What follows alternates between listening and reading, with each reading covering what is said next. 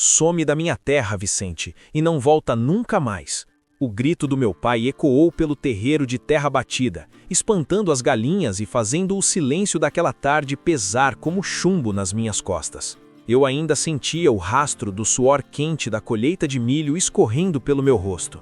As minhas mãos estavam calejadas, sujas daquela terra vermelha que eu tanto amava e que eu defendia com o meu próprio sangue. Olhei para os meus irmãos, Cássio e Leandro, que estavam parados na varanda de madeira da casa grande. O Cássio, que sempre foi um covarde, olhava para os próprios pés, fingindo tristeza. Mas o Leandro, com aquele sorriso maldito desenhado no canto da boca, não fazia a menor questão de esconder a satisfação imensa de me ver cair na desgraça. Eles sabiam a verdade. Eles sabiam que eu nunca, em toda a minha vida, teria coragem de tocar em um único centavo do dinheiro suado da nossa família. Mas a armadilha que eles montaram tinha sido perfeita, e o veneno da mentira já tinha corrido nas veias do velho pai, cegando o julgamento do homem que me deu a vida. Seja muito bem-vindo a mais um conto emocionante do nosso canal Contos Antigos. Ajeite-se confortavelmente onde você estiver. Pegue a sua xícara de café quente e abra o seu coração para escutar com toda a atenção.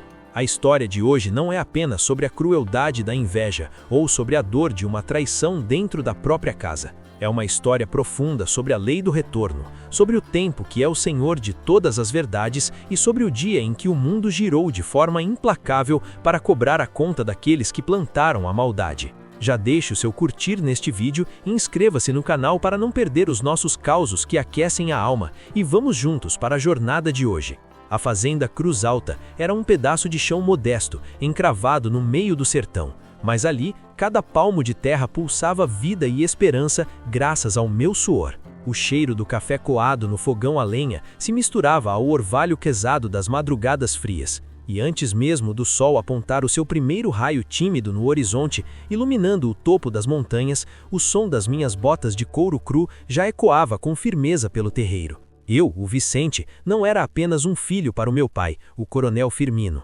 Eu era um motor silencioso daquela propriedade inteira. Enquanto os meus dois irmãos, Cássio e Leandro, ainda se reviravam debaixo das cobertas quentes, roncando até o sol esquentar o telhado, eu já estava no curral frio tirando o leite das vacas, ou na roça, entendendo os segredos da semente e calculando o tempo exato da colheita. O velho Firmino, o grande patriarca de poucas palavras e de feições duras, observava o meu trabalho de longe, com um orgulho disfarçado que brilhava em seus olhos cansados pela idade. Ele sabia, no fundo do coração dele, que sem o meu braço forte, sem a minha dedicação e a minha honestidade inabalável, a fazenda teria sucumbido às dívidas e ao abandono há muito tempo. No entanto, esse favoritismo silencioso que o pai tinha por mim, essa confiança absoluta que ele depositava nas minhas decisões, agia como um veneno lento e mortal na alma dos meus dois irmãos. Para o Cássio e para o Leandro, cada pequeno elogio que o coronel Firmino me dirigia era como uma punhalada no ego infestado de preguiça deles.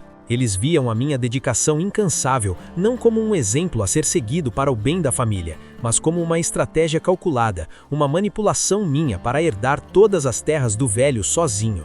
A inveja é uma erva daninha maldita que cresce melhor no escuro, e no coração daqueles dois homens ela já tinha sufocado qualquer laço de sangue, qualquer amor de irmão. Foi numa noite de lua cheia, quando as sombras do curral pareciam mais sinistras e sensíveis, que a ruína da nossa família foi desenhada. O silêncio da roça foi quebrado por sussurros carregados de pura malícia.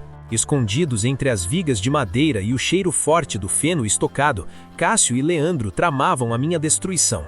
O velho confia a chave do cofre e a própria alma nas mãos do Vicente, sibilou o Cássio, com os olhos injetados de raiva e cobiça. Se a gente não tirar o nosso irmão do caminho agora mesmo, nós vamos virar meros peões trabalhando de sol a sol para ele pelo resto das nossas vidas. Ali, naquela penumbra imunda, o plano cruel ganhou forma. Eles não queriam apenas garantir o dinheiro e as terras da família.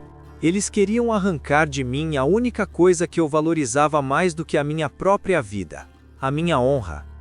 Naquela semana, a oportunidade que a maldade tanto esperava surgiu na forma de um maço grosso de notas de alto valor. O coronel Firmino havia vendido um lote de gado e guardado o dinheiro em um velho saco de couro, escondido sobre o fundo falso de uma gaveta no escritório da Casa Grande. Era o dinheiro sagrado, destinado à compra de um trator novo, a grande esperança de dias melhores e de menos sofrimento físico para nossa propriedade. Aproveitando-se de uma tarde escaldante em que eu estava no pasto mais distante, consertando quilômetros de cerca arrebentada debaixo de um sol de rachar, o Cássio entrou sorrateiramente na casa. As mãos dele tremiam, não de remorso ou de culpa, mas de uma ansiedade doentia pela destruição que estava prestes a causar. Ele roubou todo o dinheiro da gaveta do nosso próprio pai. Com a ajuda do Leandro, que vigiava a porta da frente, ele correu para o quartinho simples onde eu dormia, nos fundos da casa.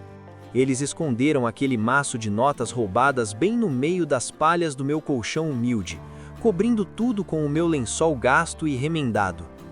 O destino dele está selado para sempre, sussurrou o Cássio com um sorriso diabólico. O sol do meio-dia castigava o terreiro de terra batida no dia seguinte, mas o frio que subiu pela minha espinha era capaz de congelar a alma mais quente.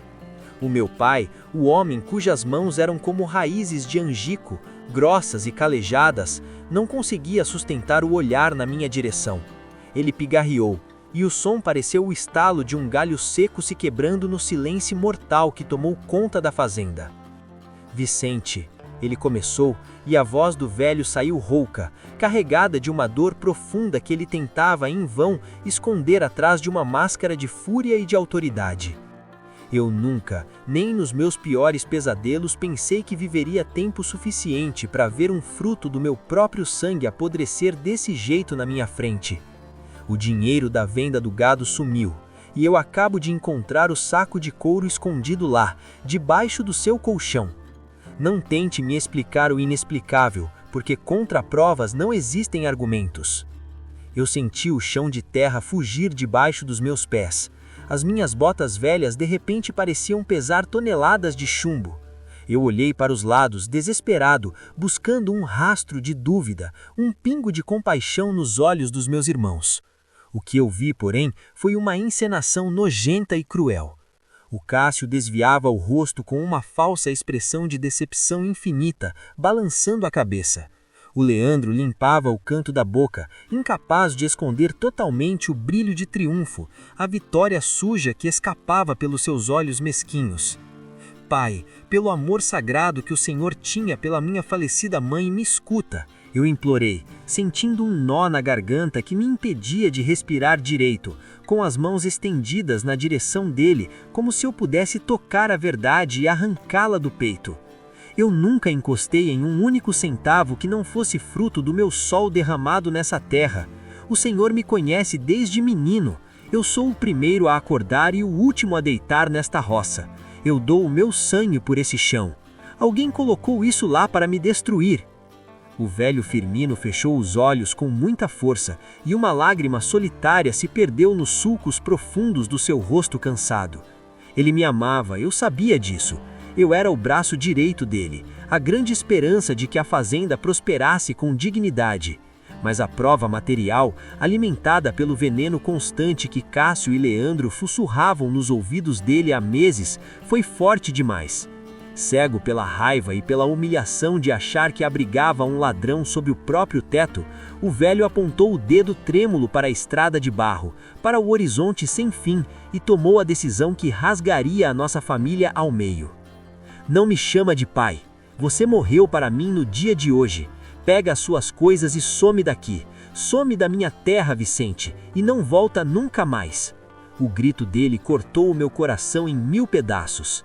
Sem dizer mais nenhuma palavra, porque a injustiça, quando é surda, não escuta argumentos, eu dei as costas. Entrei no meu quartinho. O cheiro de querosene e de milho seco que antes me trazia tanto conforto e paz, agora parecia me sufocar. Peguei uma sacola de estopa velha e, com as mãos tremendo incontrolavelmente, coloquei o pouco que eu possuía no mundo. 2 camisas desbotadas pelo sol, uma calça remendada, o canivete que ganhei do pai quando fiz 10 anos e a Bíblia surrada que pertenceu à minha mãe. Ao sair, cruzei o terreiro novamente. Cássio e Leandro estavam encostados na cerca do curral, me observando partir como urubus esperando o fim de uma presa indefesa. Vai com Deus, ladrãozinho, sussurrou o Leandro, alto o suficiente para apenas eu escutar.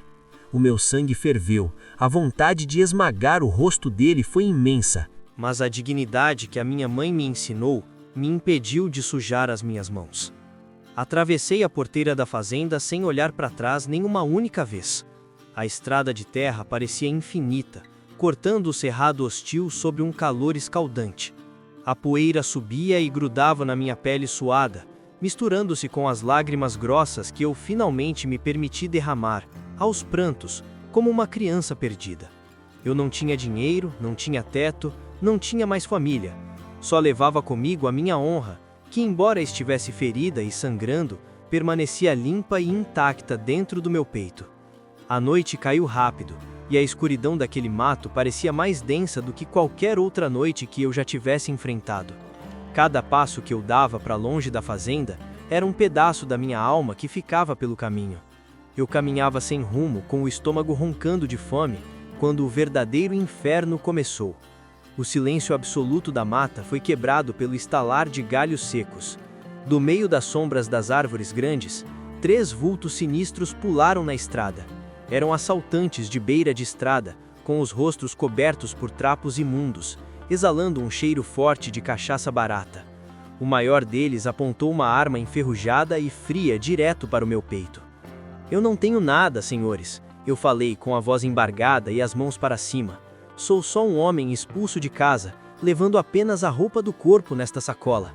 A resposta para minha honestidade foi uma coronhada brutal e seca na lateral do meu rosto. A pancada me fez cair de joelhos na poeira, quase perdendo os sentidos. O gosto metálico do sangue inundou a minha boca instantaneamente. Os bandidos avançaram como feras famintas, arrancaram a sacola das minhas mãos e despejaram tudo no chão de terra. Ao perceberem que não havia dinheiro, que não havia relógio ou nada de valor, a frustração deles se transformou numa fúria assassina e cega.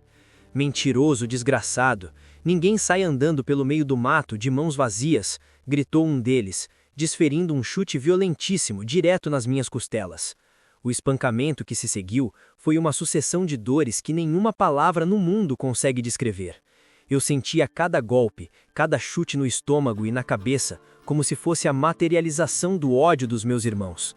Eles me chutavam sem a menor piedade, rindo da minha desgraça.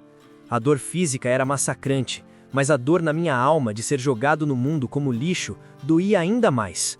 Por fim, uma pancada muito forte na minha cabeça fez o mundo girar, e tudo mergulhou em um breu absoluto. Acreditei com toda a certeza que aquele era o fim da minha linha. Os bandidos cuspiram no meu corpo imóvel, levaram a minha sacola com as roupas velhas e me deixaram atirado em uma vala escura à beira da estrada, entregue à própria sorte para morrer. As horas se arrastaram como séculos, o orvalho gelado da madrugada começou a cair, resfriando meu corpo quebrado. Quando eu finalmente consegui abrir os olhos, a visão estava embaçada, manchada pelo sangue seco que colava as minhas pálpebras. Eu tentei me mexer para sair daquela vala, mas um grito mudo de agonia rasgou a minha garganta.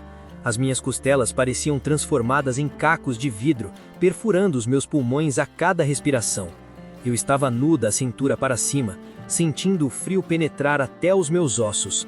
Olhei para o céu estrelado e escuro e pedi a Deus que me levasse logo, que acabasse com aquele tormento. Foi então, no exato momento em que as minhas pálpebras se fechavam, entregando os pontos para a morte iminente, que um milagre rasgou o silêncio daquela estrada deserta. O clarão forte de um farol alto perfurou a neblina da madrugada. O som pesado de um motor a diesel, de um caminhão velho reduzindo a marcha, ecoou perto de mim. O motorista, um senhor de cabelos muito brancos e mãos calejadas pelo volante pesado, havia parado o caminhão justamente para checar um pneu que parecia murcho. Ao descer com uma lanterna na mão, o feixe de luz amarela bateu direto no meu corpo caído e ensanguentado na vala. "Valha-me, Deus do céu!" exclamou o velho caminhoneiro correndo desesperado na minha direção. Com um esforço monumental, movido por uma compaixão que os meus irmãos nunca tiveram, aquele desconhecido me ergueu do chão. Ele me carregou com dificuldade e me colocou deitado no banco de trás da cabine do caminhão. O cheiro forte de óleo diesel e de estofado velho foi o primeiro sinal de salvação que eu senti. Ele não perguntou o meu nome, não me julgou pelo meu estado deplorável, apenas acelerou o caminhão pesado pela estrada esburacada até a fazenda mais próspera da região vizinha, um lugar chamado Fazenda Sol Nascente, onde o dono era um homem de coração imenso e justo. Ao chegar na Fazenda Sol Nascente, o dono da propriedade, o senhor Teodoro, não pensou duas vezes, mandou que me limpassem. Trataram as minhas feridas profundas e me colocaram em um quarto limpo nos fundos da casa grande. Durante dias inteiros, a febre alta queimou meu corpo e o delírio tomou conta da minha mente. Eu revivia a expulsão, gritava que não era ladrão, suava frio. Mas a compaixão daquelas pessoas me trouxe de volta da beira do abismo. Quando eu finalmente consegui me colocar de pé, amparando meu corpo dolorido nas paredes de madeira, eu procurei o senhor Teodoro. O velho estava na varanda, com um semblante severo, mas com olhos que transbordavam sabedoria. Senhor Teodoro, eu disse, com a voz falhando pela fraqueza, eu não tenho um único centavo para pagar o teto, a comida e os remédios que o senhor me deu, mas as minhas mãos ainda servem muito bem para a lida na terra. Me dê uma enxada e me deixe pagar a minha dívida. Teodoro me olhou de cima a baixo. Ele viu a força no meu olhar cansado e apenas apontou com o queixo para a roça de milho da propriedade, que por acaso estava minguada, amarelada pela praga e pelo desleixo dos trabalhadores daquela área. O que ele não esperava, e o que ninguém ali poderia prever, era o que aconteceria nos meses seguintes. Eu não apenas limpava o mato, eu conversava com a terra. Eu observava a inclinação do terreno, a umidade do ar e o comportamento do vento. Enquanto eu me recuperava fisicamente, a minha alma se curava no cabo da enxada pesada. Em poucas semanas, o que era um milharal triste começou a ganhar um verde vibrante, quase sobrenatural. Onde eu tocava, a vida brotava com mais força. O senhor Teodoro começou a passar horas na varanda, apenas observando o meu trabalho. Ele via em mim o filho focado e leal que ele precisava para tocar aquele império. Mas onde a luz brilha com muita força, as sombras tentam se esconder. No canto escuro do curral, um par de olhos carregados de rancor observava cada passo meu. Era o Valadão, o capataz que estava na fazenda Sol Nascente há muitos anos, um homem bruto que acreditava que o gado e os peões só obedeciam na base do grito.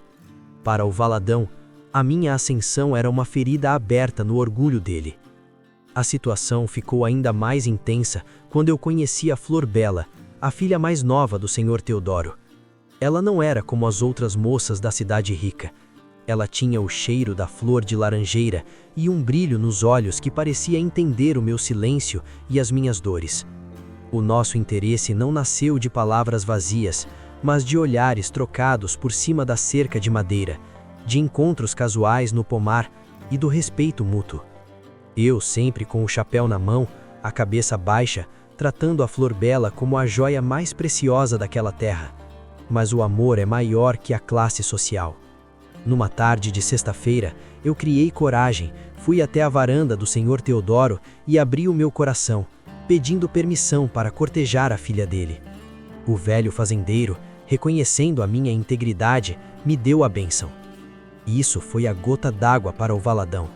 Cego pelo ódio e pelo ciúme da confiança que eu conquistei, o capataz tramou a mesma maldade que destruiu a minha vida no passado. Ele roubou o dinheiro da venda do gado do senhor Teodoro e escondeu dentro das minhas botas velhas de couro, no depósito de ferramentas, com a intenção de me acusar de roubo na frente de todos os peões ao nascer do sol. Mas a mentira tem perna curta quando a justiça divina decide agir. O senhor Teodoro não era um homem que se deixava enganar fácil. Desconfiado do comportamento estranho do capataz, ficou acordado durante a madrugada e viu, com os próprios olhos, o Valadão escondendo o dinheiro roubado nas minhas coisas.